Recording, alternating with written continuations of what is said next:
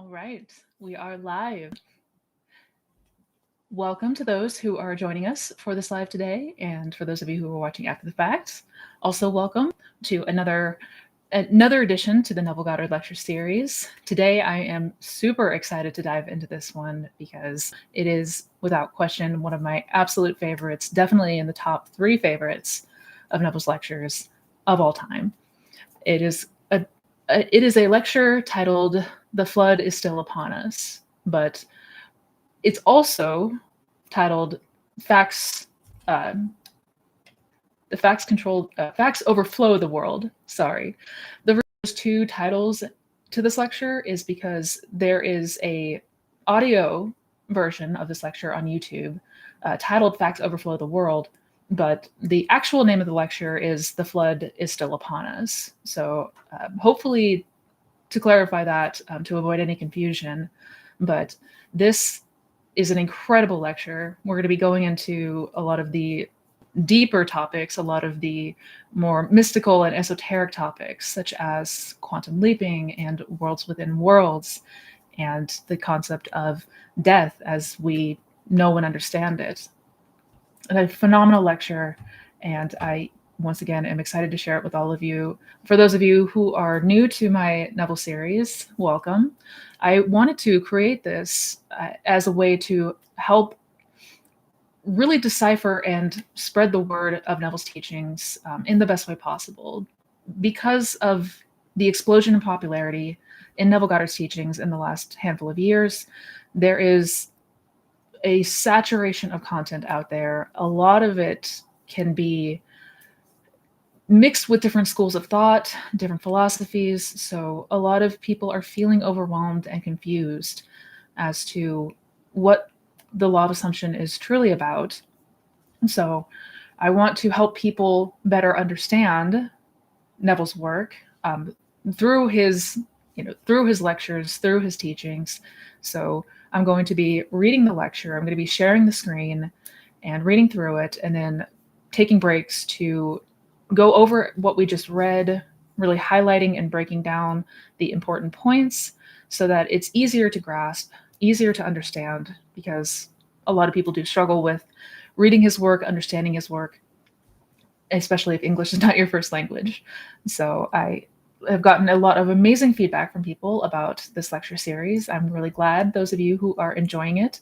I definitely recommend busting out paper and pen and taking notes. I do have in the description box a link to the lecture, the typed out written lecture, and also the audio version. And that's kind of the neat thing about this one is there's the audio transcript, and then there's the typed up transcript, and you can follow both of those links down below. We're not going to be going word for word over it because this is a rather long lecture. It may in fact need to be broken up into 2 videos, but definitely recommend reading along or reading it in its entirety or listening to it in its entirety. Those links are down below. Definitely make sure you check those out. But without further ado, let's go ahead and jump on in. This was a lecture that Neville gave back in 1971. Go ahead and share the screen here. November 19th, 1971. The flood is still upon us. And I guess the tape started in the middle of a sentence here, but basically Neville is referencing the Bible. I know it could be, we're kind of abruptly jumping into a sentence halfway through, but he's speaking of the Bible. And the Bible, how we have been taught to interpret the Bible is that this is a book that is describing things that happened unnumbered years ago. But I tell you, it's contemporary. You read about the flood and you think, well, certainly that happened unnumbered. If it ever did happen, it happened unnumbered years ago. By flood, he means Noah's Ark, basically. This morning, as it is my custom, I turned on channel KFAC. That is a radio station that plays throughout the day and night, 24 hours a day, only lovely classical music. So you can read to that music. Only a few interruptions. On the hour, you get a 5-minute bulletin and weather report. But between 9 and 10 o'clock, there's always a lovely piano recital, as it were. The great masterpiece is played by the great artists. So I can sit down with my Bible and read as I listen to the music. And the one interruption that came today was an ad from the Herald Examiner. They were advertising this paper as the one paper in our city that gives the facts, only facts, not embellished, no frills, just plain facts, all facts. That's why we should buy that paper, because it is simply filled with facts. Well, facts have overflowed the world, like the flood. Man actually is drowned with facts, victimized by facts. It is in the imagination that everything lives, and not in its actuality, not in the fact. Unless imagination penetrates the facts, the deluge remains a deluge. We are now in the deluge.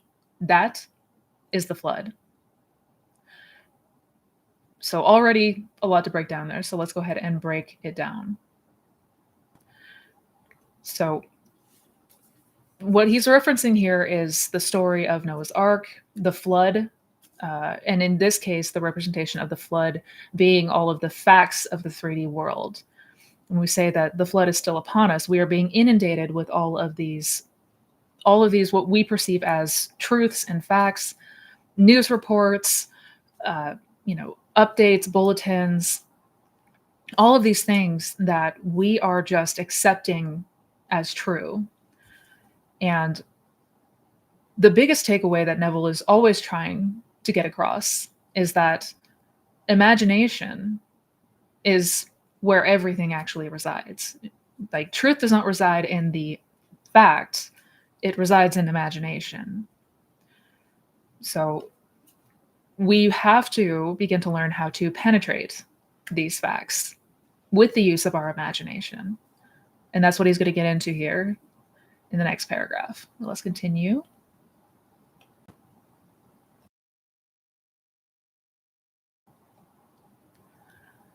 A man is in jail. That's a fact. And he knows he's there for X number of years. That's a fact. And he simply waits and hopes that in some strange way he will get some early release from this confinement.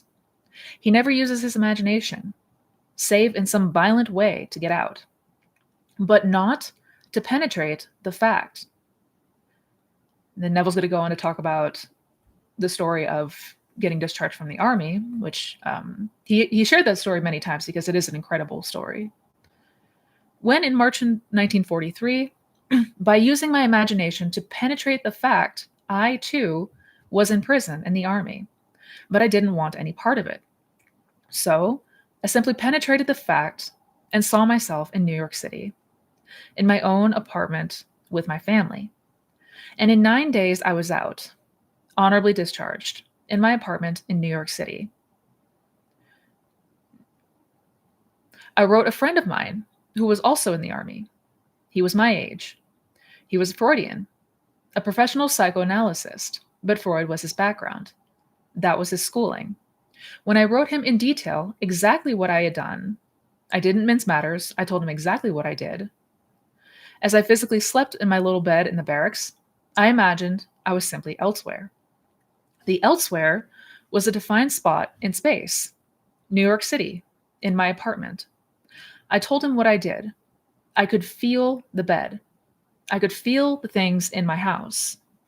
I went about feeling all the familiar objects in my apartment, and I gave it all the tones of reality and all the sensory vividness to the best of my ability. I touched everything, and it felt real. And then I went back to sleep. Then I told exactly what happened to me that morning. And then 9 days later, I was honorably discharged by the same man who had disallowed my application.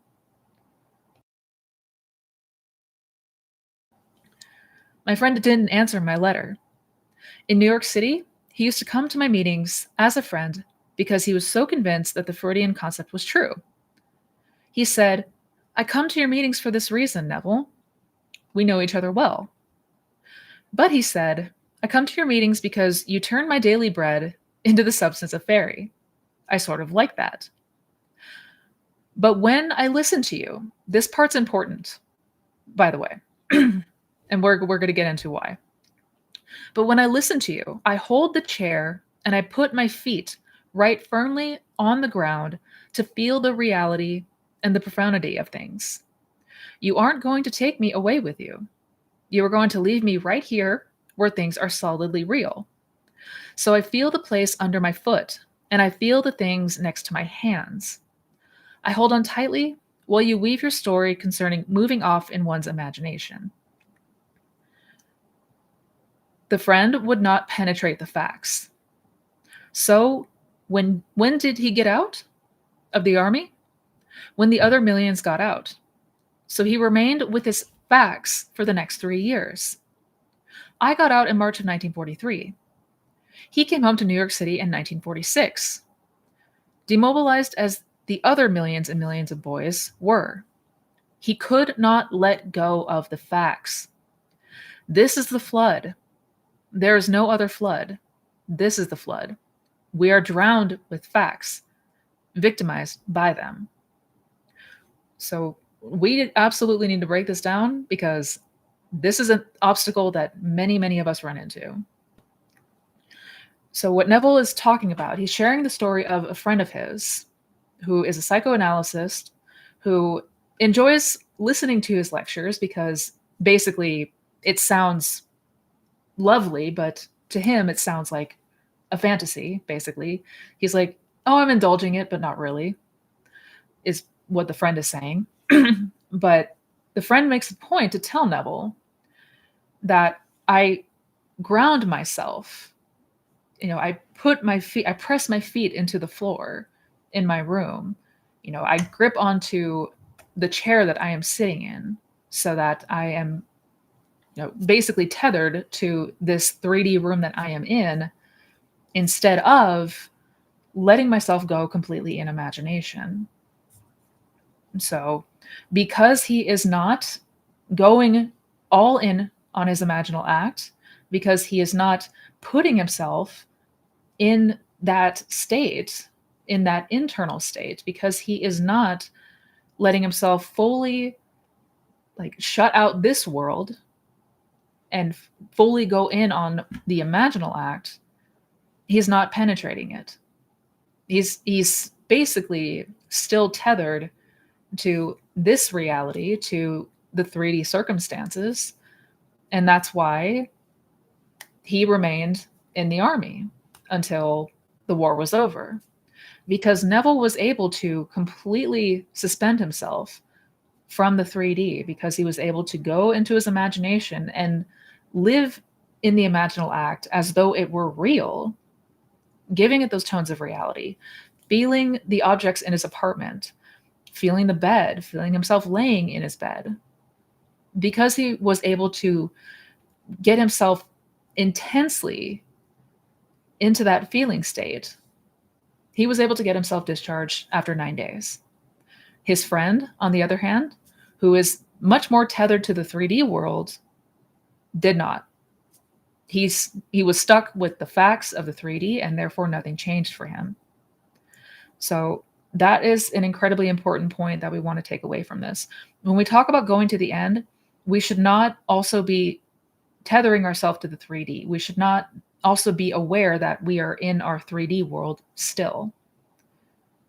We have to completely shut this out in order to penetrate that fact or really feel ourselves into a different state entirely.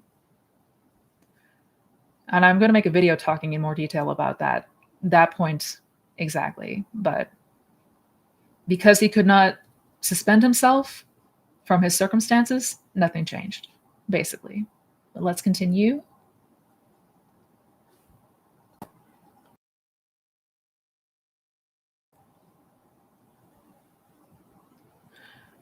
And Neville goes on to talk about the story in the Bible that he most references to really illustrate this point about feeling.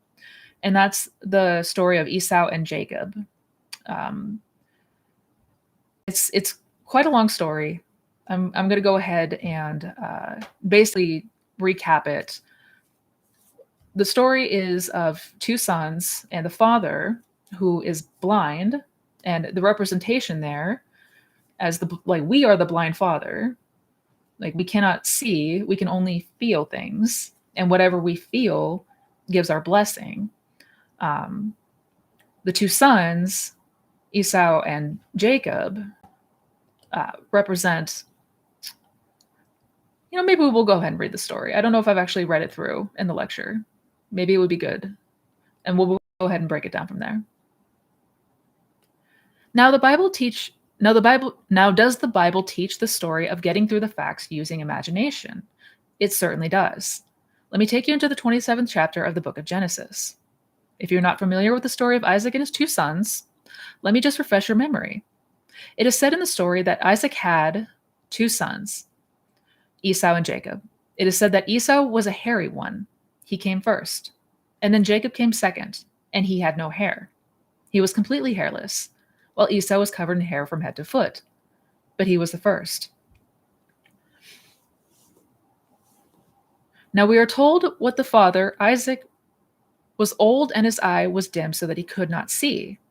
In other words, he was blind. He said to his son Esau, "I cannot see and my days are numbered.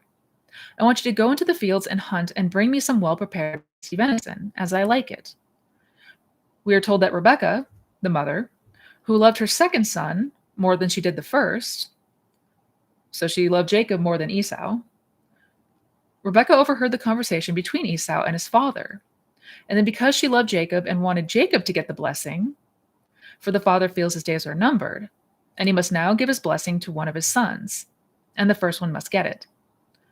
So the mother told Jacob what she had heard and then suggested that we take one of the kids from the flock and we kill it and take the skins of the kid and put it upon you, so that you will have the appearance of Esau.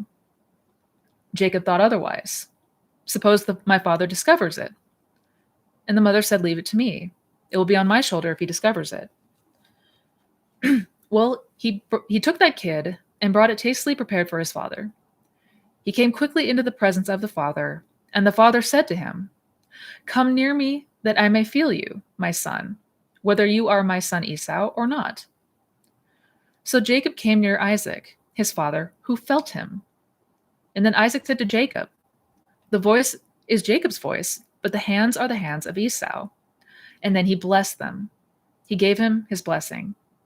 He had no sooner left the presence of his father when Esau came in now with the savory venison. And the father said, Who was it that came? For I have already eaten." And then he discovered that it was his son, Jacob, who came with guile and betrayed him. "But," said the father, "I have given him your blessing, and I cannot retract it. And blessed he is. All will serve him. Everyone will serve him, because I gave him the blessing, and I cannot take it back." Now, on the surface, you will say, what is the story trying to tell us? Well, in the same book, in an earlier passage, we are told about the ark. Build the ark with 3 decks, the lower, the second, and the third deck. You think it's a huge, big building. Well, use your imagination.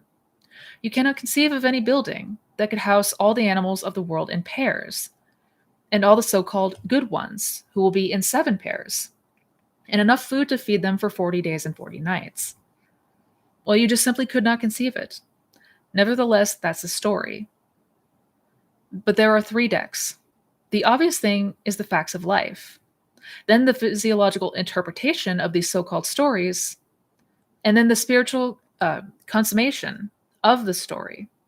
So you have the lower deck, the second deck, and then the third deck.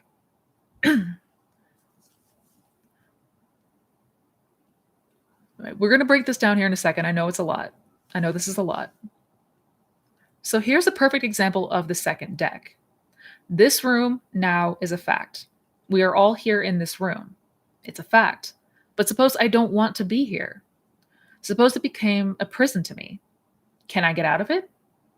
If I know how to penetrate the fact, if I know that I am the ark, that all things exist in human imagination, and the human imagination and God are one, I can, in my imagination, penetrate any wall. I can now, without batting an eye, in the twinkle of an eye, I can stand on the street and see this thing without a man standing before it. It is no problem whatsoever to assume I am on the street and looking from the street to this platform. All right, let's go back and really break this down. Neville did a lot of freestyling in his lectures, so another reason why it can be somewhat difficult to follow along and understand. So the story of Esau and Jacob, essentially, the metaphor there is that it is what is felt that gets your blessing. So we are blind to the, what we're blind to what we are perceiving. And basically, it's a representation. Isaac is a representation of us in the 3D world, right? We can't see these things in the 3D that we are imagining. They can only be felt. But once felt, we give it our blessing. Essentially, we are accepting and will manifest whatever it is that we are feeling. And that was the deception. The deception is, even though this was not real, this was not really Esau, but instead just the perception of Esau, because Jacob had, he took one of the animal skins and put it over his body, so he appeared to be hairy.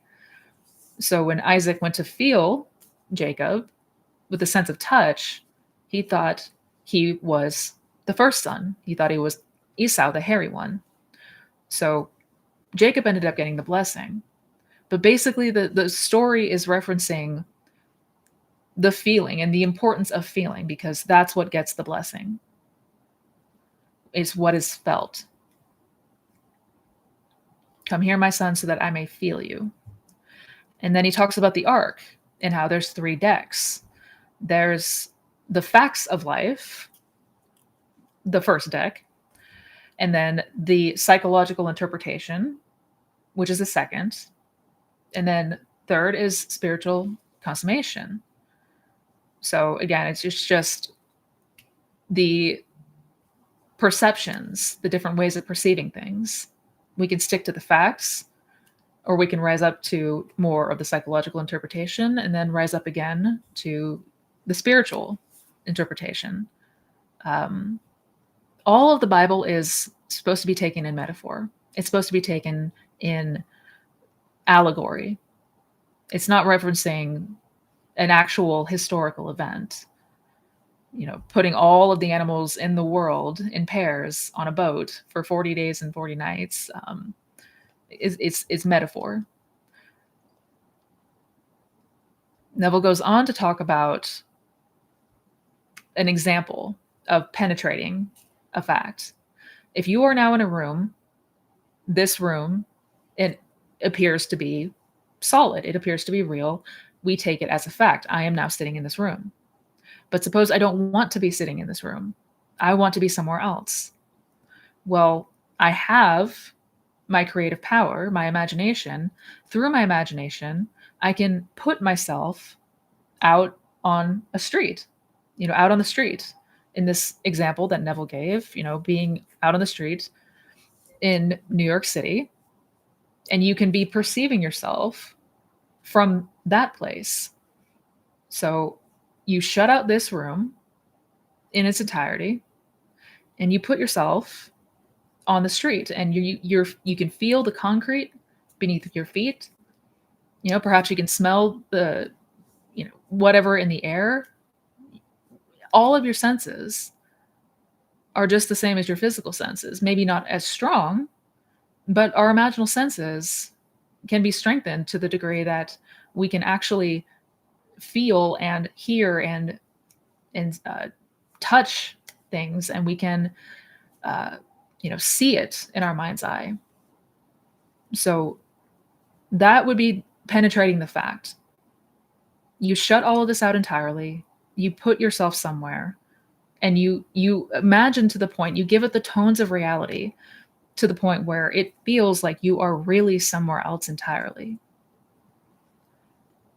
But let's continue. I know all of that to say, a long-winded way to say, it's about the feeling. It's about what is felt. That's how you penetrate the facts. You imagine to the point of really feeling you are somewhere else or someone else entirely.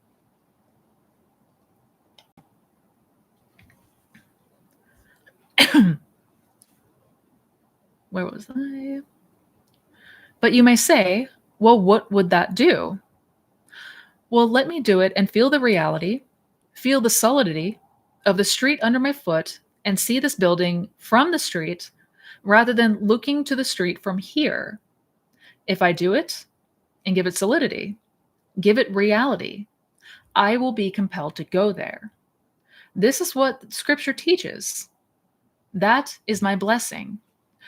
I can penetrate a fact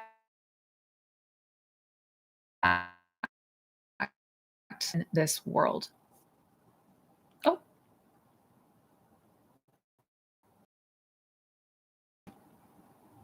So in our imagination,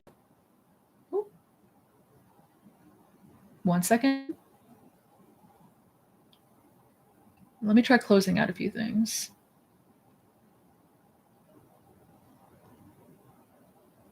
Sorry, guys. Just don't want us to get disconnected.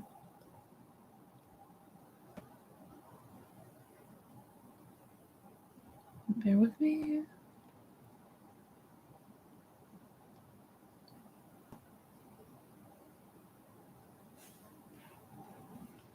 Okay.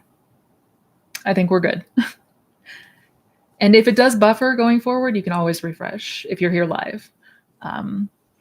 But Neville's point is you want to start to see things in imagination from the place, like from the point of view of you already being there. So when you are in your imaginal act and you're standing on the street, you're looking at the building, you want to perceive it from that place on the street, not perceive it from where you are physically in the room. So again, it's really making it as real as possible so that you feel you are really there in this present moment. That is our blessing. I can penetrate a fact, and penetrating a fact, I can stand wherever I want to stand in this world. Then the promise is made. Wherever the sole of your foot shall stand, that I have given to you. I'm not going to make you a promise and not fulfill it. I'll give it to you if you can stand upon it. So I actually stood upon my apartment. I actually stood upon the floor and I felt the bed. I felt everything and gave it reality. My friend wouldn't allow himself to sleep in one place and assume that he was sleeping somewhere else, because that is a divided state of mind. He didn't want to become a split personality, so he wanted to be completely coordinated. Well, he was coordinated all right for the next 3 years, all in one little spot in his barracks. And for the 3 years, he couldn't get out because, first of all, he wouldn't try it, because I turned his daily bread into the substance of fairy. And he did not answer his letter. His friend goes on to explain why he didn't answer Neville's letter. And this is Neville's friend talking. Well, first of all, it didn't make sense, and I don't believe that really what you did was the sole cause of your discharge. He always questioned it. Then I'd repeat it another time and tell him again what happened this time. Well, that would have happened anyway. Then you do it a third time, and you do it a fourth time. Do you know? If you did it 1,000 times, he would still say, do it once more. It will always happen, as far as they are concerned. It just didn't happen because you did something. These things would have happened anyway. I asked, why do you analyze people then and let things happen? This is also something that we are very prone of. This is our problem, accepting these truths, because the way that things unfold for us is so natural that it feels like this would have happened anyway. And Neville's story here about his friend, the psychoanalyst, is that he didn't believe that Neville was the cause of his fortune of getting out of the army. To his friend, he thought, oh, that would have happened anyways. And due to this friend's disbelief, because he kept himself in the facts of the 3D, he remained in the army for years. He was not discharged, even though he wanted to be. He was not able to imagine himself somewhere else, while accepting that it's going to look very different out here initially. And that really is something that we have to remember when it comes to checking the 3D. This is why we don't do it. Because for a time, as things unfold, it's going to appear very different out here than where you are dwelling in here. But you have to remain faithful to where you are dwelling in here. And for a lot of us, it's very difficult to do that because we let the facts rule us. But let's continue.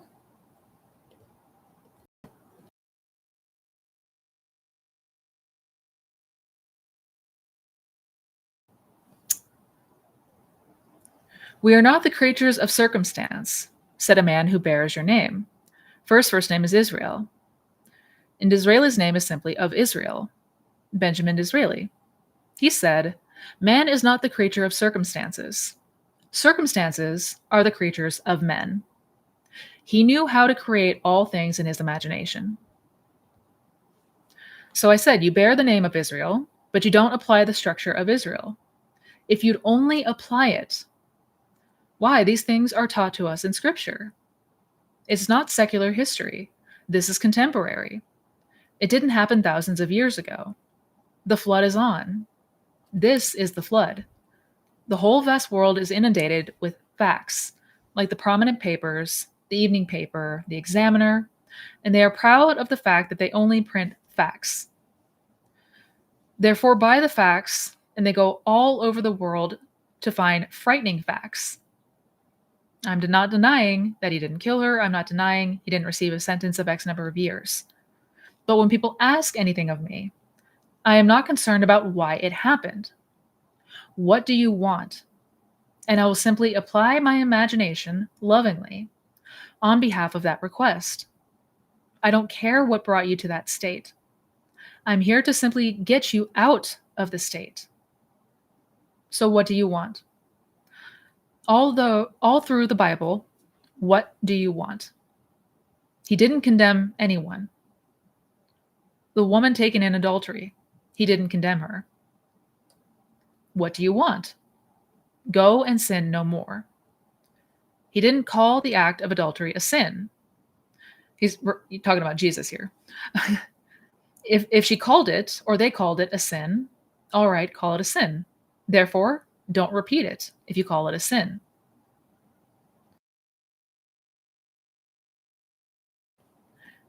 To sin is simply knowing what to do, but not doing it.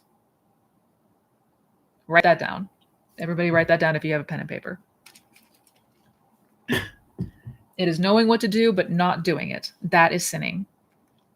So if I discover what to do to penetrate a fact, to go beyond the fact and create a condition for myself and dwell in it and think from it instead of thinking of it. For the great fallacy of the world is perpetual construction and deferred occupancy. To create and create in my mind's eye all kinds of lovely things I would like to realize, but I never occupy them. I do not penetrate the state and go right into it and give it cubic reality. But I know, and you know, and it's not difficult to understand why the sense of touch is something we believe in more profoundly than we do in, say, the sense of sight, or the sense of hearing, or the sense of smell. So let's break that down too. Again, I know it's a lot. It's a lot in this lecture, but there's a lot of really important takeaways. So what Neville is talking about here, we are so inundated with the facts. And it's usually the terrible facts. It's usually the awful things that are happening in the world. It's the dramatic encounters. It's, beef and drama with your friends or coworkers. It's all the things that we don't want. And we are inundated with it. We're getting bombarded with it all the time. But what were to happen if you could penetrate these facts, if you could imagine and put yourself somewhere else entirely, experience something else entirely in imagination?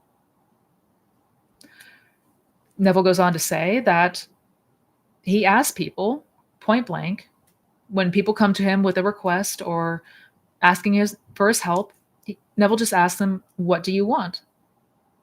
And then he uses his imagination to go there lovingly. But he would always emphasize the importance of imagining lovely things on behalf of another.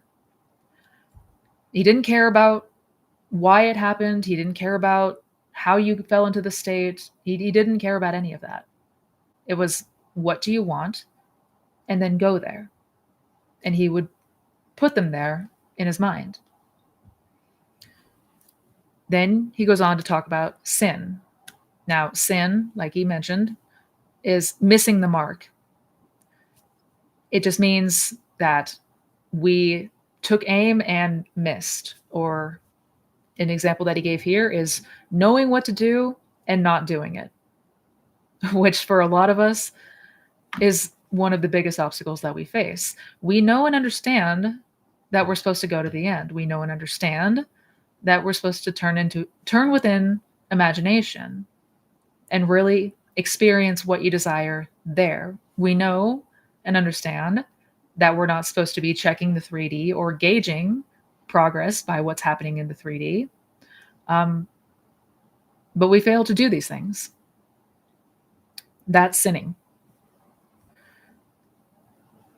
As he says, if I discover what to do to penetrate a fact, excuse me, to go beyond the fact and create a condition for myself and dwell in it and think from it, that is repentance, basically. That is redemption.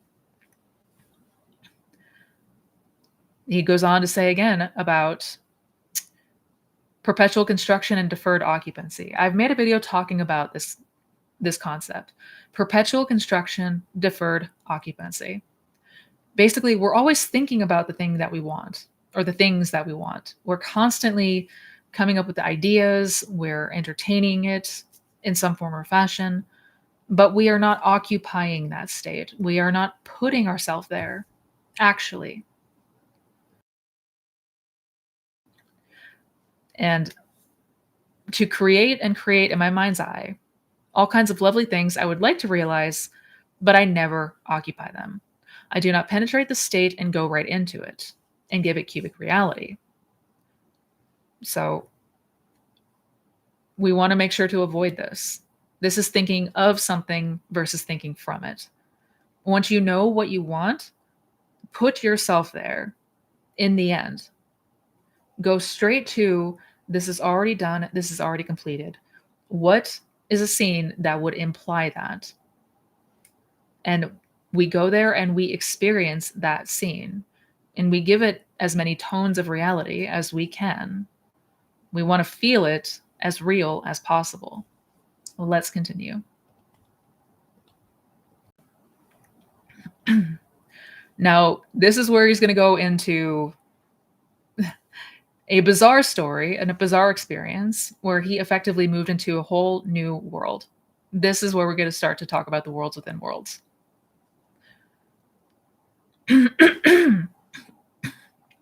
He first referenced the sense of touch and how the sense of touch feels incredibly real for us. More so even than hearing or smell or anything like that. I stumbled upon this one day in a dream.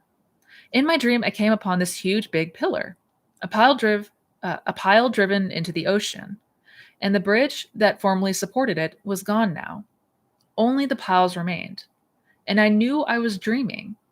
And I figured to myself, if I held that pile and I could touch it, if it seemed to me solidly real, what I am going to do, I'm going to hold onto the pile in the dream. I know it's a dream, but I'm going to hold it as solidly as I can and compel myself to awake holding the pile. Well, I did. I held the pile with all my might, I said, "Now, Neville, you know that you are sleeping. You know that you are dreaming. So awake." And I awoke in the water, actually holding that pile, and I am standing up in what formerly I knew to be a dream. It ceased to be a dream. It became real. I'm in a world just as real as this, and here I am, holding this enormous pile. And it's in the East Indies, not the West Indies where I was born. It was in the East Indies, a very primitive area. And some animal came down the beach, a strange looking creature, and at the moment, I was a little bit panicky. In that moment of shaking emotion, I awoke in my bed in New York City. But I discovered the secret of feeling. So, Isaac said, "Come closer, come near, that I may feel you, my son." He heard the voice. He said, "Your voice is the voice of Jacob. Come near and let me see really if you are Esau." And he did it by feeling. So, what Neville's emphasizing here is that he was able to take himself into a dream, and that dream state became a reality through the sense of touch, through the sense of feeling. He goes on to give another story. So, lying in my bed one night, right here in Beverly Hills, many years ago, I suddenly became aware that I am seeing what I shouldn't see. I'm looking into the most marvelous interior of a plush hotel. It seemed that way to me. So, consciousness followed vision, and I found myself in the room. But I knew I was on the bed. So, I came back to the bed. I am still seeing the interior of the room, and I went back into that room. I came back again. I must have done it 12 or 20 times. It was fun going into the room, and the room was just like this, real. And then I came back to the bed. So he's going back and forth between lying in bed in his home in Beverly Hills and entering this plush hotel room. Now I said, I am going to explore. Regardless of consequences, I'm going to explore. So I went into the room. It seemed like a room, 30 by 20 from the bed. But when I entered it with the decision to explore, the room closed in upon me and became a third of itself. Say it became 10 by 7. And I found it was a dressing room for a huge, big suite. Beautifully done, but it wasn't yet occupied. It was there to be occupied, but the room at the moment was not. And I thought, well, now I will go through the door. I didn't go through like some gossamer. I opened the door with my hand and I walked right through it doorway. I was solidly real to myself. Then I walked down the corridor, and the corridor that I walked down was intersected by the main corridor, and all the lights were on. And two ladies were coming down that corridor, the main one. But I knew this thing began as a dream. So I knew that all ends run true to origins. Therefore, if the origin is a dream, this too is a dream. So I said to the ladies, "Ladies, this is a dream. This whole vast world is a dream." Then they were afraid of me. Who wouldn't be afraid of a man who suddenly appears at a place where you were walking and then tells you this whole vast world is a dream? You would think he's nuts. He is insane. So they thought I was insane, and they got just as far as they could from me and walked right next to the wall, duck style, one behind the other, looking at me very suspiciously. Then I saw this object hanging from space. It reminded me of a similar object I had seen in a friend's home in North Hollywood. So I said to them, "Look, see this?" And I held it. And to my surprise, it isn't gossamer. This is not an after image. This is not a memory image. This is real. The thing is solid. Well, I held it. And by this time, the women were way down. They took one last look, and as they looked back at me, and then darted into the main room.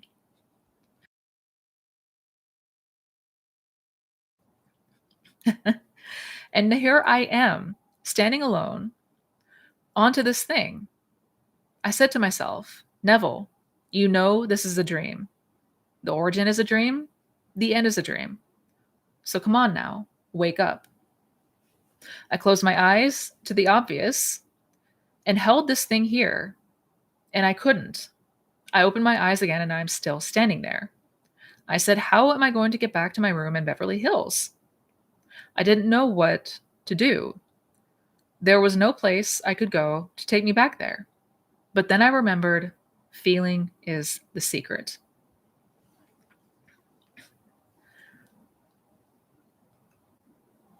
I'm going to keep going and then we're going to break this down. I'm holding this here now, and it's real. It is solid. I am solid. They are solid, the women. They heard my voice. And I walked down, and every step was solidly real as walking here now. So I imagined that my head was on a pillow, and when I could feel a pillow under my head while I am standing, I suddenly felt myself in a horizontal position, and my head is on a pillow. Then all of a sudden, I could feel that pillow, but I was cataleptic. I couldn't open my eyes. I couldn't move a hand.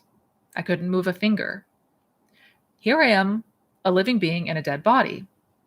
So I said to myself, they will find the body tomorrow morning and they're going to cut it up because I am insured for a little bit. So here I am. I couldn't open my eyes. I couldn't move my hand. So Neville's panicking a little bit, basically. In about 15 or 20 seconds, my little finger, I could start to move it. And then I could move my hand a bit. I still couldn't open my eyes. We were sleeping in a double bed, so I pushed my hand out, my left hand, and I could feel the warmth of my wife's body. At that, I knew I was back in my bed. In another 15 or 20 seconds, I could, with great effort, open the lids of my eyes. And here came all the familiar objects on the walls, on the bureau. Everything returned to consciousness. Now I had stepped into a world just as real as this one. I am telling you, there are worlds within worlds within worlds, and they are all here, right here, just like turning on a radio. You turn it ever so slightly, and you have a new wavelength and a new station coming in, bringing in something entirely different. And they are not interfering with one another. And these worlds are all here now, and they are peopled, just as we are peopled in this world. And they are just as real as this world. It's terrestrial, and it doesn't. You don't have to walk to it. I was on the bed. It's all here. The whole vast world. Worlds within worlds within worlds. So I tell you, facts are the flood. That is a deluge. There was no other kind of flood. We are actually inundated with the facts of life. And these facts, we change them every day. Today, this is the cause of so-and-so. Tomorrow, that's not so. It is another cause we have found. And the next day, another cause. But while we haven't found the next cause, we believe that to be the fact, and we worship the facts. So I tell you, all things are in the human imagination. Man is all imagination, and God is man, and exists in us, and we in him.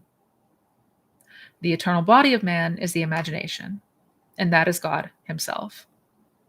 So let's break this down. What a wild story. So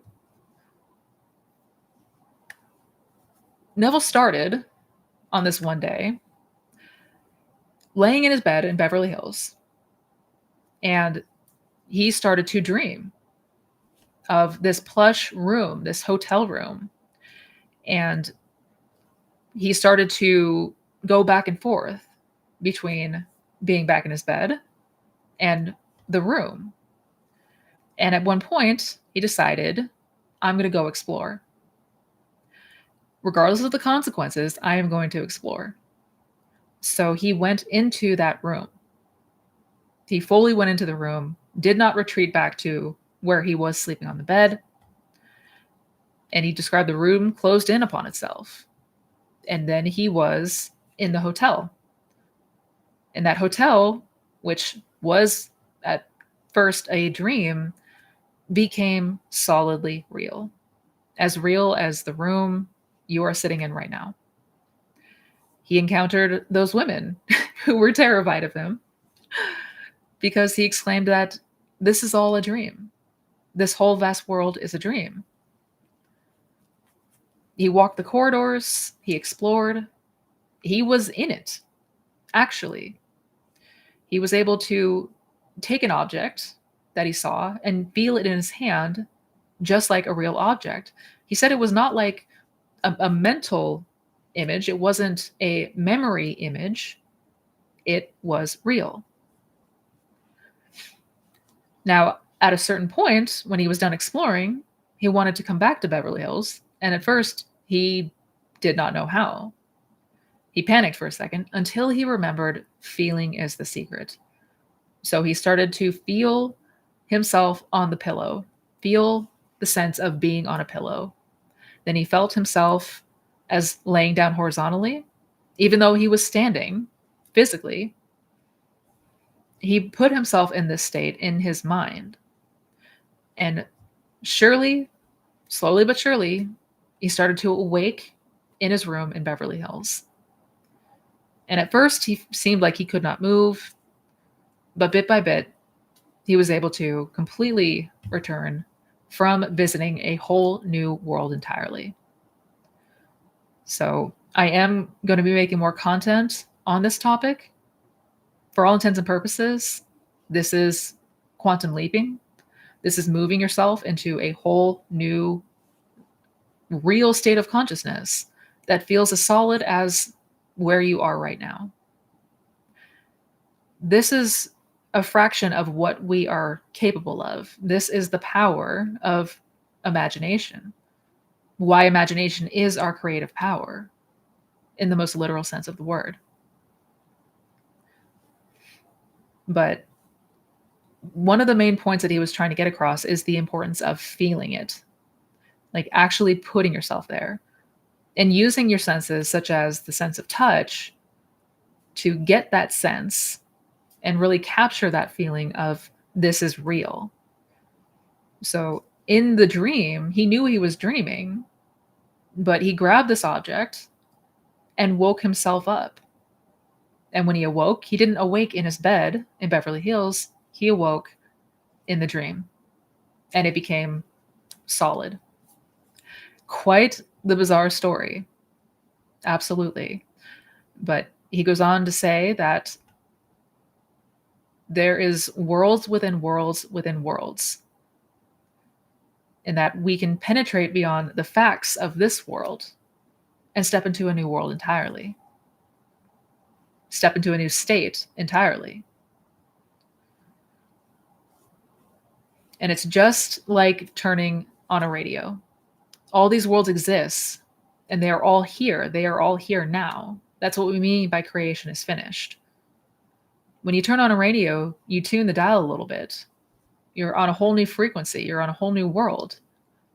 Something entirely different. And these worlds are all here now, and they are peopled, just as we are peopled in this world. So the point that he's getting across here, once again, the importance of feeling. That's how we penetrate the facts of the 3D. But we have to allow ourselves to fully suspend and completely go in on what we are imagining. We can't keep ourselves tethered to the 3D and also try to go somewhere else.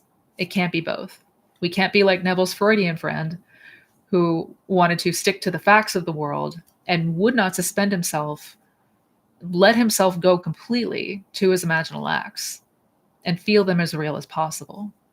And because his friend would not do that, he remained at the mercy of his circumstances. He remained at the mercy of the 3D. So we have to start to really penetrate these facts through the use of our creative power. And that is the entire point. The example that he gave here with that hotel room, going into a whole new world entirely, is just an example of how powerful you actually are. And like I said, I do plan on making more videos talking about my personal experiences. Oh, sorry, we had a little connection blip there. Sorry about that, guys. So I am going to, looking at the time, I am going to have to break this up into a 2-part series. Unfortunately, like I said, it's a very long lecture. We're only maybe halfway through the lecture right now. And it keeps going. You're definitely going to want to stick around for part 2, and I will make an announcement about that. So definitely keep notifications on. Definitely make sure to keep eyes up for that community note I will make on part 2, because there's still so much more to dive into. But the takeaway here in this lecture, we have to go beyond the facts. We have to not let ourselves get inundated with the facts of the world and continue to drown in them. Because that's always going to be a thing. We're always going to be bombarded with so-called facts. Are you accepting them? Or are you penetrating and going beyond them? Are you utilizing your imagination and really feeling it to the degree that it feels real for you? That is the objective here. That is how we start to see a change. So I hope you guys enjoyed the part 1 of this 2-part lecture. Again, definitely make sure to keep notifications on. I will be given a heads up when I will go live for the second part of the lecture. There's still so much more to cover. I cannot wait to dive back into it. But if you're interested in reading along, or if you're interested in listening to the audio in Neville's voice in your own time, check the description box below. All that information is down there. Appreciate you guys being here so much. Take care. Have a wonderful weekend ahead, and much love to each and every one of you. Bye now.